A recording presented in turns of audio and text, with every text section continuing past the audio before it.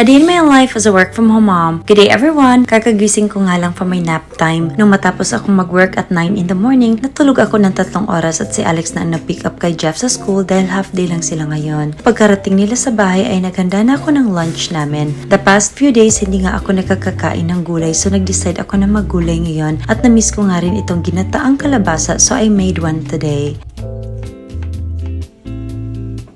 Ginisa ko lang ang mga aromatics and added the kalabasa and a little bit of water na enough to cook it. Naglagay rin ako ng green chili peppers para may kick of spicy and added some fried pork bits at tinimplahan na, then added half of the coconut milk and let it simmer. Naglagay rin ako ng malunggay at nilagay na rin ang other half ng coconut milk at pinakuluan ng konti hanggang maluto. Nagprito rin ako ng pork at saka isda na masarap iparis dito. Hindi kasi masyadong fan si Jeff sa kalabasa kaya naglagay na rin ako ng alternative na pang-ulam niya. And then we had lunch together at mamaya na nga lang si Alex at di pa niya bet kumain ngayon.